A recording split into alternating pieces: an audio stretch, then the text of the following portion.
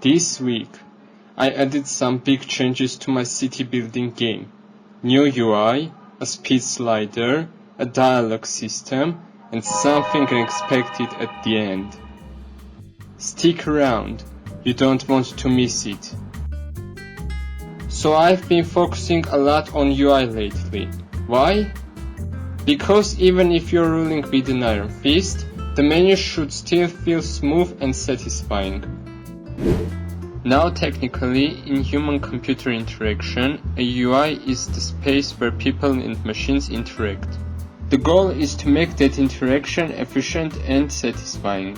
But then there's the human-machine interface, or HMI, which connects physical inputs like keyboards and then you've got HID devices like keyboards and mice and printers, and the goal is to make that interaction efficient.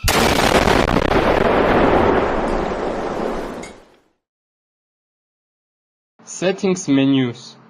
Every game has one. Some are beautiful, some are practical, and some let you click 47 tabs just to turn down the music. But now, I have one too.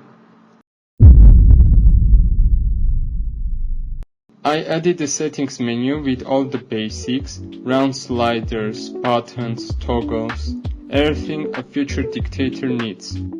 It's split into 3 tabs: game, video, and audio.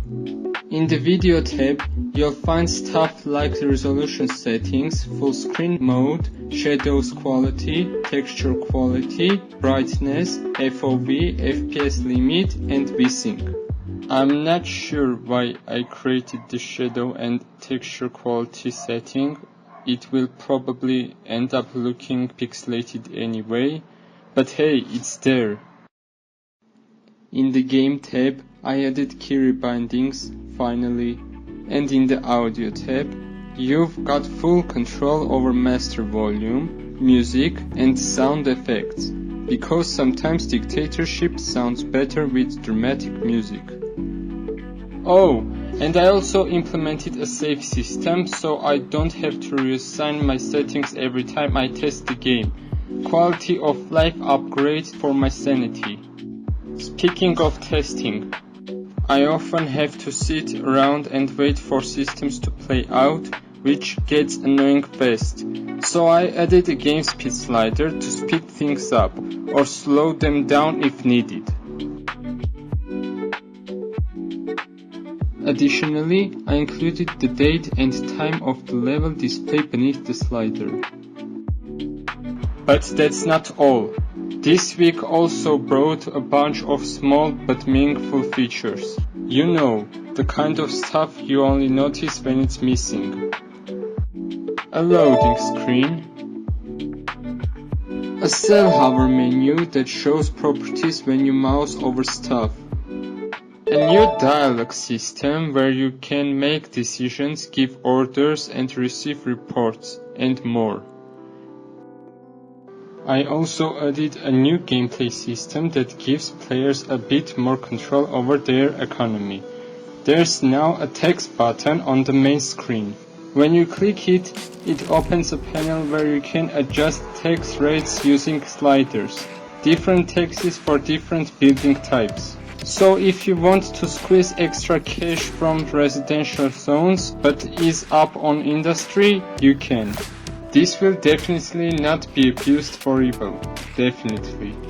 Right now, players receive tax payments at the end of each level, but I might experiment with shifting that to the start instead. It could change how you plan, whether you invest early or wait for the payout. Each level represents about 1/3 of a month. Normally, a level lasts 10 in-game days.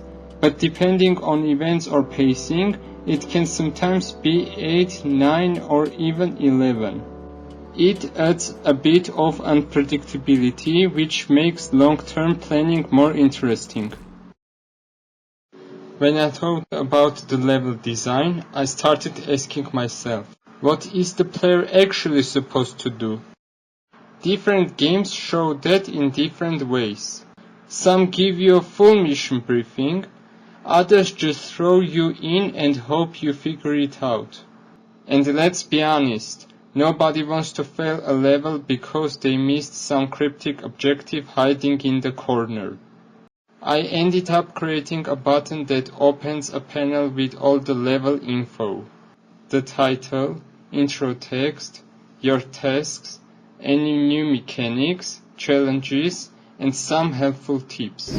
It's there to give players a clear sense of purpose, without needing to guess what the game wants from them.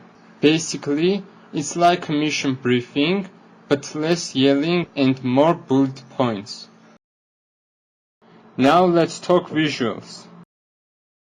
I made significant improvements to both the model and textures of the house in my game.